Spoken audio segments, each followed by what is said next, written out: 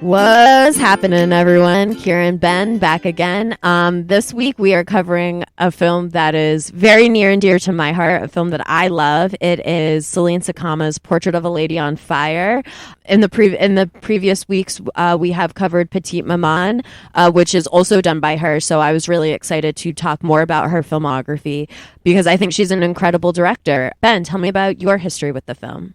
So we had been suggested for Petite Maman by one of our listeners, and then you got excited about the fact that there was the Portrait of a Lady on Fire, and so I said, well, let's cover that because, well, you were very excited about it. Oh my God. And I'm so excited about it. And I can't wait to talk about this movie. This movie came out, I think, in 2019, and it obviously is about a painter and her subject that she's painted, but more so than that, to me, it is a movie about what it is like to be a woman, especially in a historical time.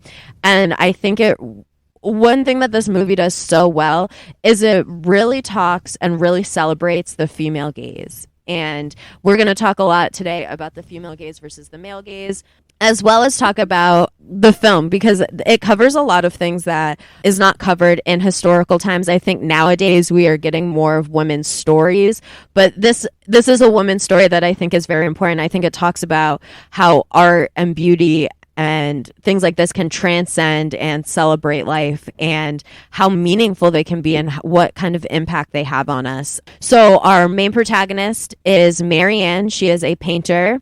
And to Heloise, who is our other protagonist, they live very different lives. Marianne, this story is told in flashback. So we see Marianne teaching a group of young girls painting, and she's telling a story about this one painting that she has done, which is a memory of her and Heloise, one of the first times that she actually saw her. And I am going to get really excited, so if I feel a little disjumbled, I will come back around. So it follows the story of Marianne, who is a painter who gets commissioned by Heloise's mother to come in and paint a portrait of her to send to this man that has decided he wants to marry her. Because back in the day, women could only do one thing, which was get married off. And we see the struggle that Heloise has with this because she talks about how her sister had the same fate as her, but ended up killing herself. Yes. Yep. She took her life, and she is still in mourning over this. Of course. So Heloise, to get through some of the initial grief of it, goes and lives at a convent for a little bit. And now she is back from the convent, and she has to support her family by getting married and getting all this money. And her mom is, under the guise of her not wanting to kill herself, hires Marianne to paint her, but not without her knowing, because Heloise will not sit for a painter. She refused to sit for a male painter that has come in.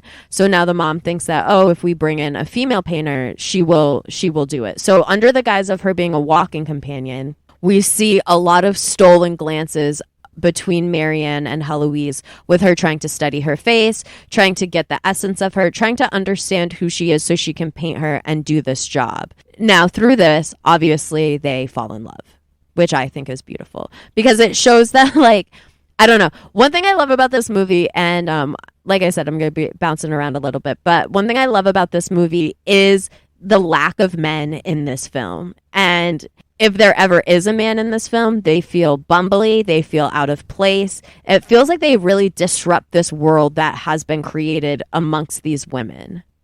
Yeah, I see that. And and also they're servants to the women. Whereas this woman's supposed to be a servant to this man that she's marrying in Milan, and she's supposed to be subservient to them. And the boatsmen are taking them someplace. They're always doing something for the women. It's not like the other way around, where the women are always doing something for the men. Which I think is really important and good. And I love the lack of men in this film because I think it really hammers in the points of what this film is trying to create, which is the bond between women and these untold female stories. And the power of art, I will say, within the last sequence of the film, which I find the most moving and the most powerful every time. And we'll get to that. But in the last sequence of the film, it shows you the power of art and music and what it means and how it can connect people. So we have Marianne trying to paint Heloise, and she is unable to. First, she paints her and she destroys the painting because she is unhappy. She does not think she captures her essence. She does not think that she captures who she is as a person, at least in the way that she views her, because she is growing. She has this growing affection for her. She has this growing love for her. So then she destroys it. Heloise asks to see this painting, and then through their friendship decides to actually sit for her. Yeah. Also, like, when she sees the first painting, she goes, "Is that how you view me?" And she's like, "Yes, that's how the world views you." And she goes, "Well, the world is wrong." And that reminded me, I was telling you off screen about the Henry VIII. Yes. When he had asked for a portrait of the princess in Germany, and he got it, and it was a picture, and I guess it was really a beautiful picture. He loved it.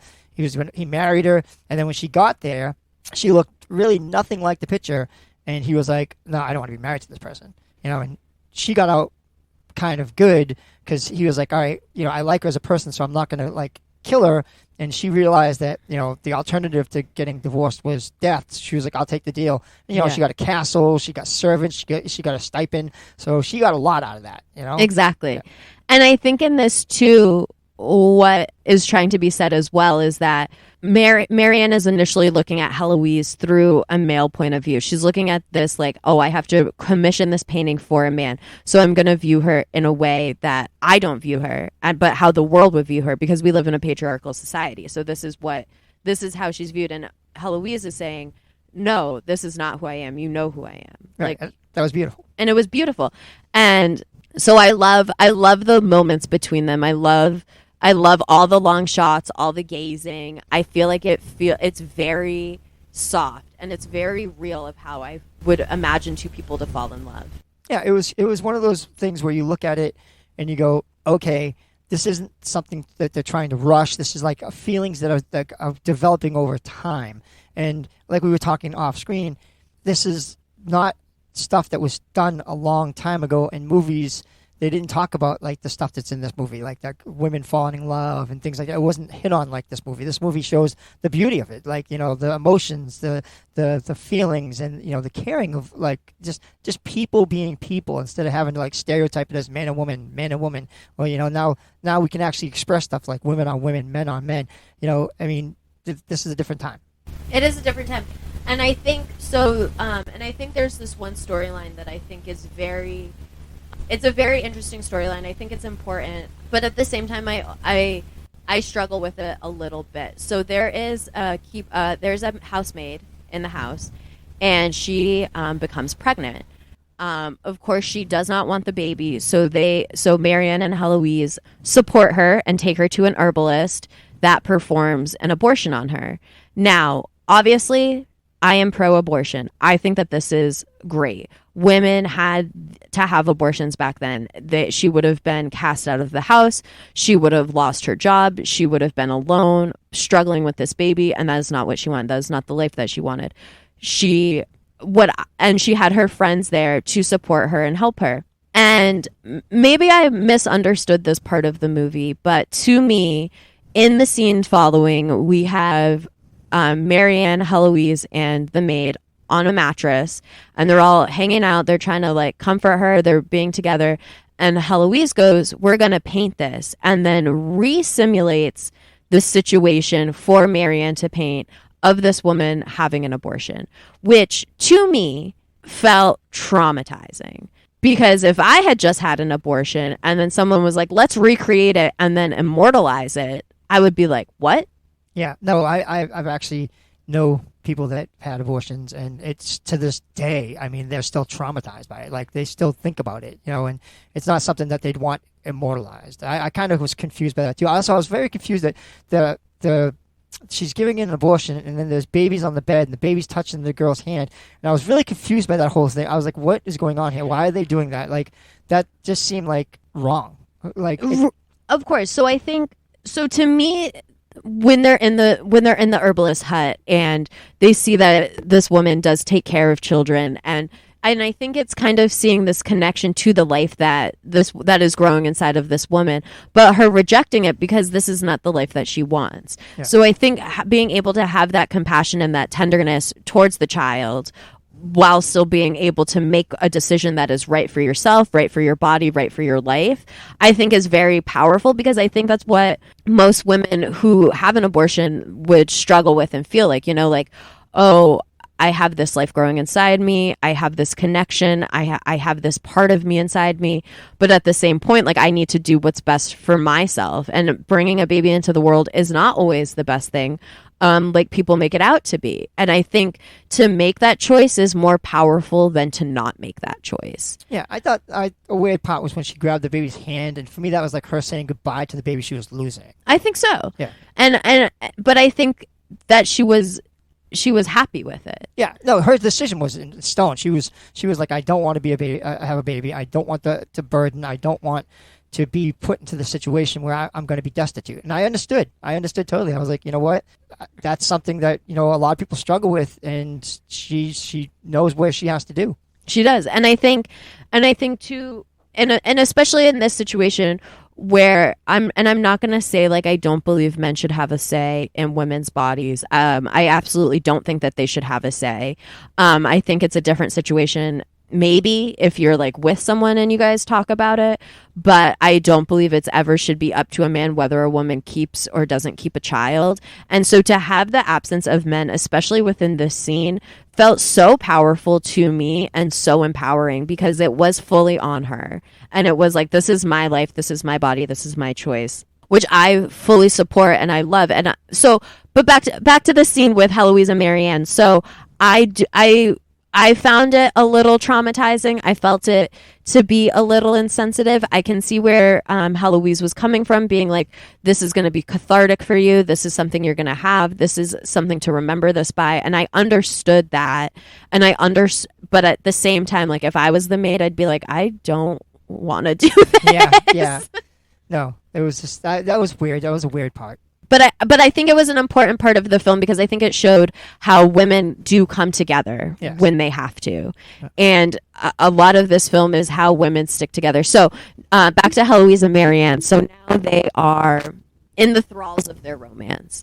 And Marianne keeps delaying, being like, oh, I'm not doing it. It's not good enough. It's not good enough. I'm not doing the painting. They have a lot of beautiful moments together. One of my favorite moments. So Heloise loves to play music, right? But she has never seen music performed live. So this is one thing that her and Marianne talk about. And Marianne's like, you got to go see this. When you see it, it's so powerful. It's so moving. And I think that the way that they talk about music and art as a way that connects us and binds us is so important. And it's a message that I think that Marianne is trying to teach to her younger students. Because sometimes in this movie, I forget that it is told in flashback. And it is like a story that she is telling. And it is a story that she is telling to her students. And she is, I think, talking about the power of love and art and how it can transcend. And we see this in the two most devastating sequences of the film to me is when she is talking about how after she has painted this painting and she has painted it as well as she can, but is still in more of a male point of view, because that is what she is commissioned to do. And Heloise's mom is like, you know what? I'm getting sick of it. You're just going to get this painting done. The carrier's coming to pick it up. When the carrier comes and he's like this bumbling man just like shoving food into his mouth, I was like, this is so jarring to see. I've seen nothing but beautiful longing shots, and now I'm seeing this man just stuff food into his face. Like, I hate it. And then we see but before that, there's a moment where Heloise and Marianne are in each other's embraces, and they are drawing each other, and they are drawing each other into this book, and they dog ear the page that it is drawn on. And I think that is important because it comes back later when Marianne is talking about the first time that she sees Heloise since their time together. And she's actually in an art gallery and she sees a painting of her done by someone else. And she is with her daughter, Heloise's daughter at the time, with whatever man that she has married. And the page of the photo of the drawing of them together is actually open, and you can see that page 28, and you can see how it affects Marianne and how it brings her so much joy and love. Yeah, so I'm almost positive the book they were reading was Dante's Inferno. And then here's the thing. At the beginning of the movie, there's a portrait that the student takes out, and it's of her walking on a beach and her skirt's on fire. And she's like, who's that? She's like, it's me. But during the movie, there's a part where they're at a bonfire and Heloise is walking away and her skirt catches on fire. So I thought she made that portrait to say that they share that fire between themselves. And, it reminded me, like, when they were reading Dante's Inferno about the lost love that he could never recover. Like, he had the chance to recover it, but he chose to turn around and look at her when he was told not to, and she falls back into the abyss. And I think them being apart, a part of them felt like they were falling into the abyss. Absolutely. And back to Dante's Inferno, it is a story about how you struggle through and go through the 7 circles of hell to find your love. And I think living in this patriarchal society to them is going through those circles of hell. And they do find their love. But at the end, they are ripped apart from each other.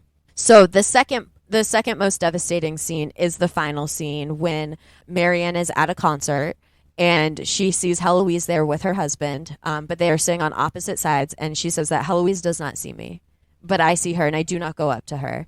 And they are listening to the symphony that they had talked about earlier in the film. They're talking about what a moving piece it is. And you can see that Marianne is not watching the show, but she is watching Heloise. And you can just see Heloise breaking down into tears. And this is one of the final shots of the film of her just sitting there sobbing, listening to this. And in my mind, remembering the times that she had with Marianne and having this piece of music connect them, because this is all that they have now. Because in this time, like, women could not be together like this, and women could not have these bonds like this, especially where Marianne lived more of like what would be considered an independent woman lifestyle. I mean, you can see where it breaks her down in points when she talks about how, yes, she's self-sufficient because her father is giving her this art studio and she is her own artist, but she also talks about how sometimes for her better works she sells them under her father's name, so she'll actually make money from it. And I think a lot of people and a lot of women do that. And when you look back historically into art and they're like, oh, there's no women in fine arts, it's like, I think you have to look, because there is a lot of women in fine arts under names, under pseudonyms. But I also think like women's work is done through needlepoint and crafting and like all these things. So when I see people talk about women in art and how it's like a newer thing, I vehemently disagree, because I can see it, and I can see how they were subsidized, and I can see how they were marginalized into having to be under a man's name. Yeah, I totally agree with that. And one of my favorite poets is Emily Dickinson. And she deals with her poems with a lot of the fact that men are viewed in a certain way and women are viewed a certain way, but that's not true. And like she expresses herself in these poems and says, if the more like the world would listen more to me and not just view me as a woman, then they'd see the true me. And I thought that was totally what this movie was saying, is like, view women for what they are, not for what we think they are. I mean, that's how I got out of it. Absolutely. And I think too, there are so many ideas of what a woman should be and how a woman should act. And I think there's a lot more rigidity in it, because I think that when you grow up as a woman, everyone tries to tell you like, oh, you can't do this and you can't do that and you can't talk back and you have to be quiet and you have to be submissive and you have to be powerful but subtle, and you live in this state of contradictory, and no one views you for a person because no one wants to view you as a person. For the longest time, women were viewed as commodities and women were viewed as property. I mean, I always go back to one of my... So I love Little Women and I love Greta Gerwig. And I go back to I find myself going back to the Amy monologue when she's talking to Timothy Chalamet, Laurie. And she's saying, even if we were to marry... Nothing would be mine. My children wouldn't be my own. My children would be yours. Even if I was to make any of my own money, my money wouldn't be my own. It would be yours, because you have all this power and I have nothing because I am a woman. And I think that sentiment is still very much like repeated throughout history. And I think now when you see a lot of like this, like women's like coming into like women's liberation, talking about like how women are like girl bosses and it's girl power and it's like putting women in the forefront. And I think when men see that and they start getting intimidated by that and they're like, well, it's like da da da da da, like men aren't the reason that women suffer, da da da. It's like, yes, they are, because they're built into these patriarchal societies, built onto these systems of oppression where women are still trying to break free. I mean, if you look at Barbie, so back to Greta Gerwig, like I said, this movie brings out a lot of topics, but if you look at like Barbie and all the backlash of that, so I've seen this film and I loved it. I thought it was fantastic. I thought it was empowering. I thought it was beautiful. I thought it celebrated women in such a fun way that was very accessible to everybody.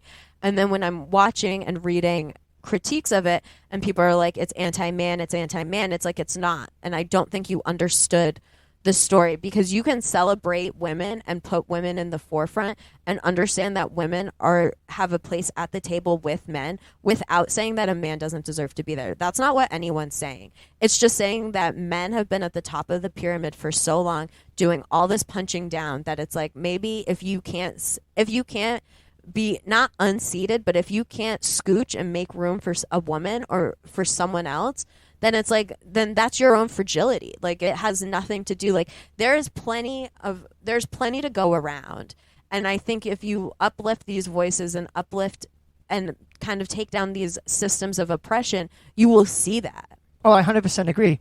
One of my favorite books, and people are going to think it's weird, is one of my favorite books was The Scarlet Letter. I thought like that was a great book because it showed her standing up against society and what they thought of women. And she was like, no, this is who I am. This is what I do. And if you don't like it, too bad. I'm going to mock you by putting this letter on me that shows that this is how you view me, but that's not me. And I thought that was great. That's a great message for women to be like, look, you view me in a certain way, but you know what? I'm powerful, I'm strong, and I don't have to be viewed in a weak sense.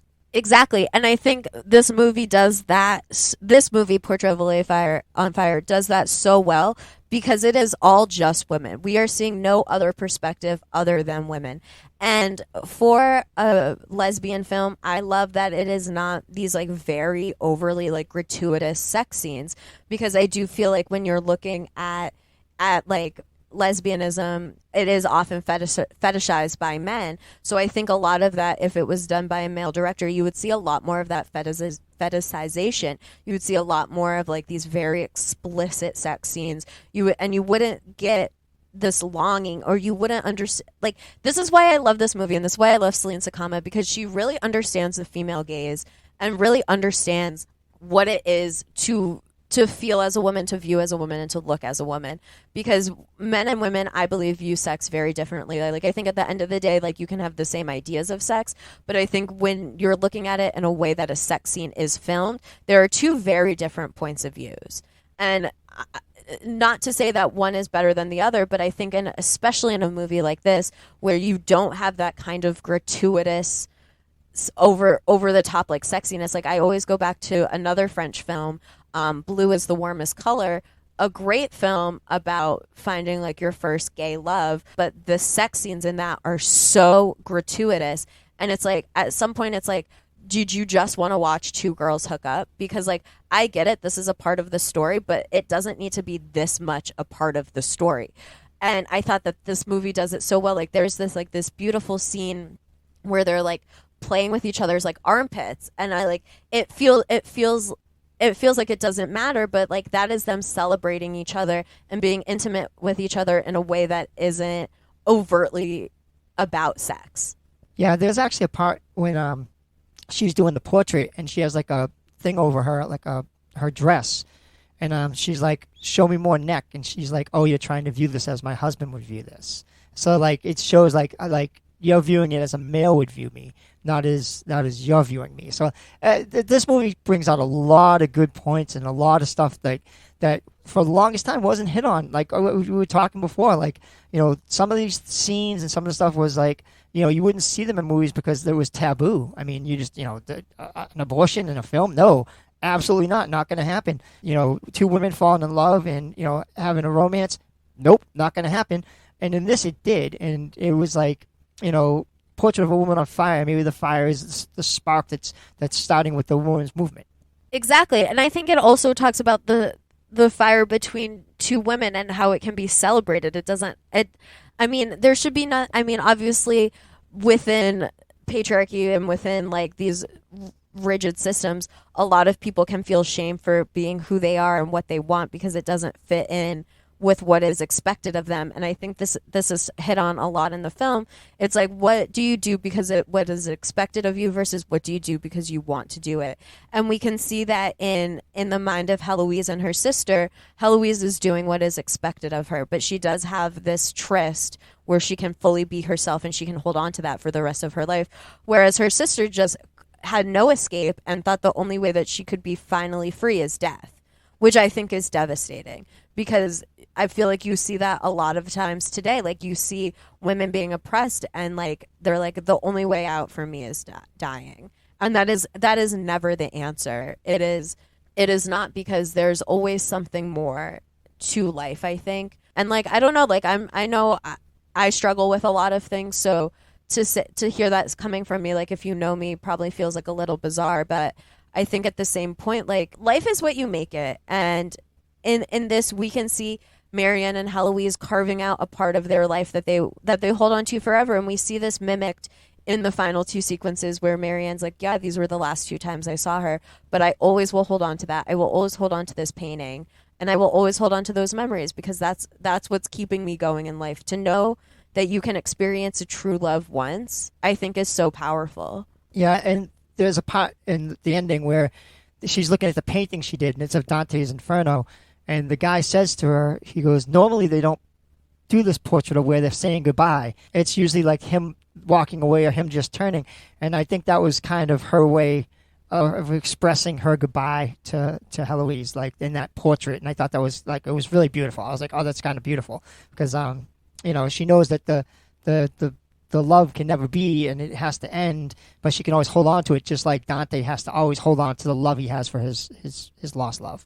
I totally agree. And I think that goes back to how males will view things versus how women will view things. You see that Marianne is viewing this goodbye as like something with a lot of love, something that is sorrowful, but at the same time hopeful because they know that what they had was real, versus as like a man would just view it as like, oh, my love is gone. I'm falling. I've failed. I've done this. And I think it just shows like the two kind of mindsets that each of those people have. And I think that's so important. And I think it's obviously very hard, us as people, to get out of our own ways and get out of our own mindset and try to see things from new perspectives. But I think it is so important. That's why I think films like this are so important. And I think uplifting films like this is so important because you're seeing those new perspectives and hopefully it makes you think. Hopefully you're not just like, oh yeah, lesbians on a beach. Like it's so much more than that. And I don't know, and I think if this movie was done by anyone else, it would have been done very poorly. And I think having Celine Sciamma and Claire Mathion, so Claire Mathion did the cinematography for this movie, and the way that she sets up a shot and the way that she creates this like mournful, sorrowful kinds of tones through these like long gazes and this like beautiful sweeping set, and like you have the crashing of the ocean on the rocks, like with these two just like women in these like very like heavy thick dresses. You see Heloise covering her face for a lot of the time, holding on to this cloak that she has from the convent. There's always, in the beginning, there's always like this lace over her face, kind of just like creating this like mood of like, I will be sheltered and I will be hidden because I don't want the world to see me, because how the world sees me is not who I am. And then until she opens up to Marianne and until they create that bond, then they are both fully seen within each other, which I think is so powerful, which is what I think people look for when they're looking for a partner and when they're looking for love. Yeah, and there's a part where she had just gave the portrait and she went upstairs and she sees a silhouette of her in a wedding dress and she's like, oh, but it's not her. And then when she goes and she shows them the portrait and everything, the mother goes, I got a present for you. And she comes out, and it's the wedding dress that she had seen earlier. And she's staring at it, and then she hugs her and kisses her on the neck, like, goodbye. But when she's walking down the stairs and she's trying to leave, she goes, turn, see me. And she turned and looked at her, and she saw her in the wedding dress that she was wearing. I think that was, like, an emotional moment, like she knew that it was going to be goodbye, and she predicted it ahead of time, and then when it happened for reality, when she's leaving the door, like she had to accept it. Exactly. And I think it was also like a symbol of like, this is the end of what we have. Like, you have to look at me because this is me entering my new life, a life that you helped me get because you painted me. But good. It's not goodbye in my heart. And you have to look at me to have this closure, but at the same time you have to know that like I am with you, and like you need that look. And I think it goes back to Dante's Inferno, when Dante looks back at Beatrice and you see Marianne looking back at Heloise, and it is this moment of goodbye and loss, but at the same time they still have all this love together. I think it's important. I think it's a really good film. I love how it ends with her talking to her students about love and about the power of art, because I think art transcends everything, and art connects us, and it's something that is so powerful. Oh, I 100% agree. Like art is very like watching this movie. Like I got emotional. I was like, oh my god, it was really an emotional movie. And like if you think about a lot of things, like we attach art to any kind of love we're with, like a song reminds us of a lost love, or a movie we watch reminds us of a lost love. So like art always connects us in some way to someone that we had a relationship with, because that's just how it is. And when you break up and you play a sad song and you start crying because you can reflect on those things that you did with this person, and I felt that was this ending, like the portrait was their connection. I totally agree. I would highly recommend this movie for anyone to watch it. It is a fantastic film. Please watch it. It is amazing. We obviously can't say enough good things about it. And it is a very emotional movie, but it will make you think about really good things. I have this friend, and we watched this movie a lot together. And a few years ago, she was going through a breakup, and her 2 breakup movies was this and I'm thinking of ending things. So when we were hanging out, she's like, I really just want to watch A Portrait of a Lady on Fire. I was like, oh, you're not doing well. Like, it's like when I watch Pride and Prejudice, like I know I'm not doing well. But I can't recommend this movie enough. It is a beautiful film. There's so much to it, and I think you can get whatever meaning you want from it. Obviously, Ben and I have very similar thoughts, but we're also viewing it from 2 very different perspectives. Like, and I think it's so important, and I think it is. And I think it's a powerful, powerful film. I know I've used that word a lot, so it's probably losing its meaning, but I cannot recommend it enough. And I think if you watch this film and then you kind of watch Petite Maman or vice versa, you can understand the care and the tenderness that Celine Sciamma puts into this work and puts in with her actors and puts in to telling these stories, because they are very, very thoughtful. Yeah, I just like to say, like, it's a French film. It's got subtitles, but you got to watch it with the subtitles, and it doesn't take away from the movie. The movie was incredible. I thoroughly enjoyed it. You got to go into it with an open mind, watch it. You're going to appreciate it. You're going to like the love that is built in it, and you're going to like the storyline, and it's just an all-around good movie. So if you get a chance, it's on Hulu. Look it up. Give it a shot, and I guarantee you're going to walk away with a lot of thoughts in your head and a lot of appreciation for this film. Absolutely. And maybe you'll have a little bit more appreciation for the lesbians in your life. I don't know. Maybe a little bit more appreciation for the artists. But as always, we do what we do for you guys. We love the user suggestions. We have kind of a crazy schedule coming up, so we'll be releasing things slowly until we can get back together and recording. We still send in the suggestions. We're still working off the master list from a few weeks ago, but we're here for you guys. Write in, tell us what you think. If you had any other different thoughts on the film, we'd love to hear it. Like I said, this is a community. Ben and I could just talk at each other all this time, but we like to hear from you too. Yeah, and last thought is just, shout out to all the countries that listen to us, Nigeria, Ghana, France, Poland, all the countries. You guys, we really do appreciate it. And, Nigerians, stay safe. I know you guys are having some problems over there, so, God bless, and, hope you get through it soon. And thank you again for listening to us. Absolutely, and catch us next time on What's Happening.